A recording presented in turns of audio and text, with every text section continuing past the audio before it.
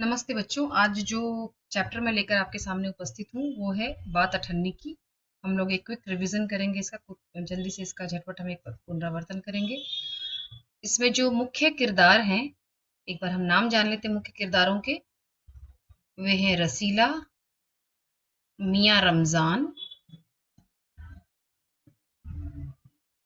मियाँ रमजान,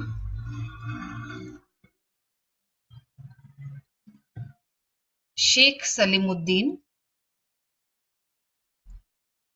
शेख सलीमुद्दीन और चौथा किरदार है बाबू, इंजीनियर बाबू जगत सिंह। कुछ इसमें से ऑब्जेक्टिव क्वेश्चंस मैं आपसे पूछ रही हूँ। इनमें से न्यायाधीश कौन है? शेख सलीमुद्दीन है। इनमें से इंजीनियर कौन है? बाबू जगत सिंह है।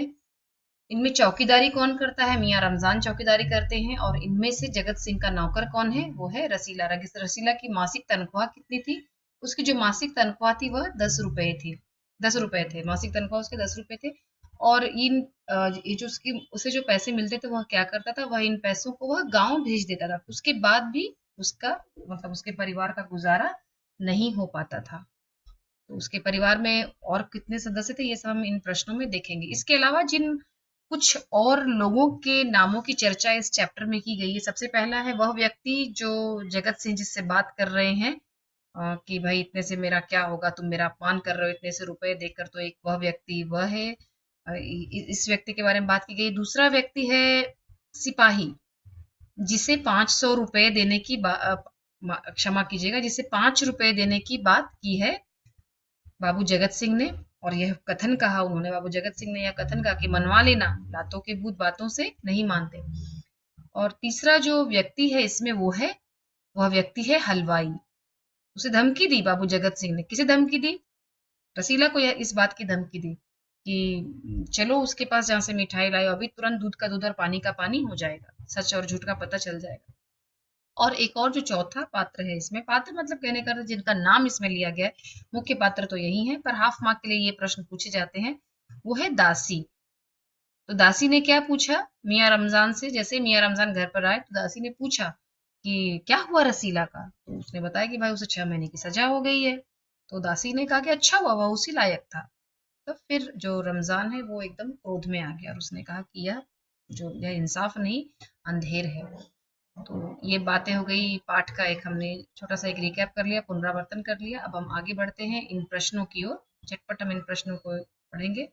पहला प्रश्न है, रसीला किसके यहाँ नौकर था? तो रसीला जो है वह बाबू जगत सिंह के यहाँ नौकर था। दूसरा प्रश्न, रसीला के परिवार में कुल कितने सदस्य थे?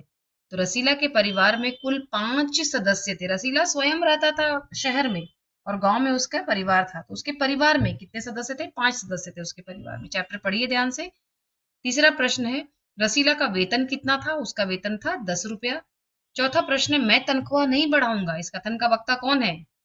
कौन गया था तनख्वाह बढ़ाने की बात करने के लिए? उसके पास गया था, बाबू जगत सिंह के पास गया था रसीला। बाबू जगत सिंह के पास यह बात कहने के लिए गया था कि मालिक मेरी तनख्वाह बढ़ा दीजिए। उन्होंने एकदम टका सा जवाब दे दिया कि तुम्हें अगर कहीं और जाना है, अगर तुम्हें कोई और तुम्हारी तनख्वाह बढ़ाता है तो तुम जरूर जाओ, मैं तुम्हारी तनख्वाह नहीं बढ़ाऊंगा। तो ये कहने वाले हैं बाबू जगत सिंह। तो ये टका सा जवाब उन्होंने इस व्यक्ति को, रसीला को उन्होंने दे दिया। पांचवा प्रश्न, संदेह शब्द का क्या अर्थ है? क्यों संदेह शब्द आया है? जो रसीला है वह सोचता है कि अरे यहाँ इस घर में तो मुझ पर कोई संदेह नहीं करता है। कहीं पर अगर मैं और नौकरी के लिए जाऊं तो हो सकता है वो मुझे 10 की जगह 11 दे दे, 12 दे दे। लेकिन जो सम्मान मुझे मिलता है, जो विश्वास इस परिवार का मुझ पर बना हुआ है, शायद वैसा मुझे कहीं पर ना मिले।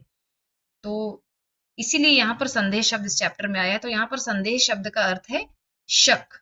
तो शक, उस पर कोई शक नहीं करता था, ऐसा रसीला का मानना था। अगला है, शेख साहब किसके शौकीन थे? तो शेख साहब जो है वे शौकीन थे मिठाई के।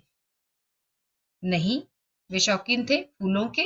नहीं, वे शौकीन थे फलों के। जी हाँ। तो तीसरा यह उत्तर है, तीसरा जो विकल्प है हमारा, यह सही विकल्प है, फलों के शौकीन थे। अगला प्रश्न है हमारा, पेशगी शब्द का क्या अर्थ है? पेशगी शब्द का अर्थ है एडवांस मनी, पहले दिया जाने वाला धन। आठवां प्रश्न, ठंडी सांस किसने भरी? ठंडी सांस भरना मतलब एक एक किसी के बारे में चिंता करना, सोचना और दुख से भरी हुई एक सांस लेना, उसे हम कहते हैं ठंडी सांस भरना। तो रमजान ने सोचा रसीला के बारे में, ओह इसे मतलब इतनी मेहनत करता है ये, और इसे इसके मालिक ने पेशगी भी नहीं दी, तो मैं देखता हूँ क्या मैं इसकी मदद कर पाऊंगा। तो ये सब सोचता हुआ जब रमजान वहां से उठा तो वो उसने ठंडी सांस भरी। रमजान पैसे लेने कहाँ गया था? अपनी कोठरी में गया था। देवता के समान किसे कहा गया है? किसने कहा था और किसे कहा था? तो ये रसीला ने कहा था। किसके बारे में कहा था? उसने रमजान के बारे में कहा। तो उसने रमजान की तुलना देवता से की। उसने कहा कि बाबू जगत सिंह की मैंने इतनी सेवा की और उन्होंने जरूरत के समय मुझे पैसे भी नहीं दिए। रमजान को देखो गरीब है लेकिन देवता के समान है, तो उसने देवता के समान रमजान को कहा है। शेख सलीमुद्दीन कैसे थे? तो शेख सलीमुद्दीन दोनों यहाँ पर है क और ख। तो नेक और रिश्वतखोर, नेक तो बिल्कुल नहीं थे लेकिन रिश्वतखोर वे थे, ब्राइब लेते थे, रिश्वत लेकर के काम करते थे, रिश्वत लेकर के वे काम, जगत सिंह जो है वो काम करवाते भी थे, लेकिन यहाँ शेख सलीमुद्दीन के बारे में बात की जा रही है, तो वे रिश्वतखोर थे। अगला प्रश्न, रमजान एक सच्चा मित्र था, हमें रमजान के इस गुण का कैसे पता चलता है? तो a friend in need is a friend indeed, जरूरत के समय जो काम आए वही सच्चा मित्र है। तो जरूरत किसकी किसे थी इस पाठ में? जरूरत है रसीला को। किस चीज की जरूरत है? पैसे की। क्यों जरूरत है? उसका परिवार, उसका जो गांव में परिवार है और उस परिवार में जो उसके बच्चे हैं, उसके बच्चे बीमार थे, उसे पैसों की जरूरत थी, तो उसने रसीला को पैसे उधार दिए। उसने रसीला को जेल से बाहर निकालने की कोशिश नहीं, ये सही नहीं है। रसीला के परिवार को पैसे पहुंचाए नहीं, उसने पैसे पहुंचाए भी नहीं, तो सिर्फ पहला ऑप्शन, ये जो पहला विकल्प है, उसने रसीला को पैसे उधार दिए, यह सही विकल्प है। अगला प्रश्न है, रसीला के परिवार में कौन कौन था? रसीला के परिवार में कौन कौन था? तो रसीला के परिवार में उसके बूढ़े पिता थे, पत्नी, एक लड़की और 2 लड़के थे। अगला प्रश्न है, रसीला ने कितने पैसे की मिठाई खरीदी थी? उसने मिठाई खरीदी थी 4.5, 4.5 रुपए की मिठाई उसने खरीदी थी, 4.5 रुपया, तो 4.5 रुपए की उसने मिठाई खरीदी थी। अगला प्रश्न है, जगत सिंह कैसे मालिक थे? बहुत दयालु थे, मददगार थे, संवेदनशील थे, या कठोर दिल और कंजूस थे? तो वे कठोर दिल एवं कंजूस थे। अगला प्रश्न, रसीला का क्या हुआ? यह कथन किसने किससे कहा था? यह वाक्य किसने किससे कहा था? तो रसीला का क्या हुआ, यह दासी ने पूछा था। मैंने आरंभ में ही आपको बताया, दासी ने पूछा था। किससे पूछा था? रमजान से पूछा था उसने। तो यह प्रश्न सही है, रमजान से दासी ने पूछा था। रसीला को क्या सजा दी गई थी? किसने दी थी सजा? शेख सलीमुद्दीन ने क्या सजा सुनाई थी उसे? 6 महीने के लिए जेल की सजा उन्होंने सुनाई थी। यह न्याय नहीं अंधेर है। अंतिम में आप पाएंगे, पाठ के अंतिम भाग में रमजान कहता है यह न्याय नहीं अंधेर है, यह इंसाफ नहीं अंधेर है। इसका सही उत्तर है इंसाफ, यह नाइंसाफी है। तो टेक्सचुअल लैंग्वेज के अनुसार अगर हम जाएंगे तो वो इंसाफ है, सही उत्तर है इंसाफ। शेख सलीमुद्दीन को शौक था फलों का, उन्हें फलों का शौक था।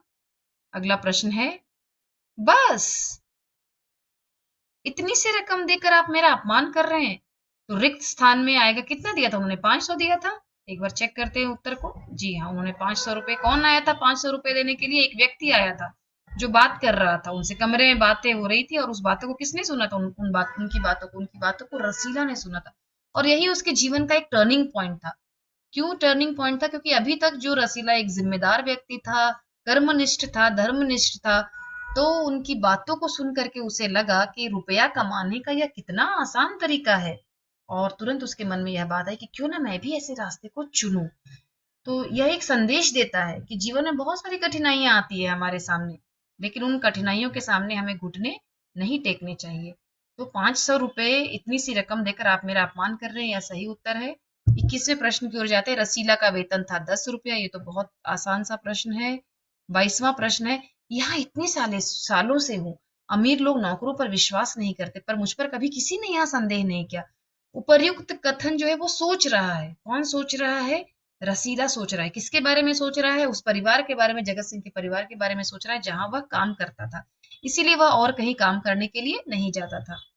तो इसका सही उत्तर है, इसे सोचने वाला जो व्यक्ति है वो है रसीला। अगला प्रश्न, रसीला यह नौकरी क्यों नहीं छोड़ना चाहता था?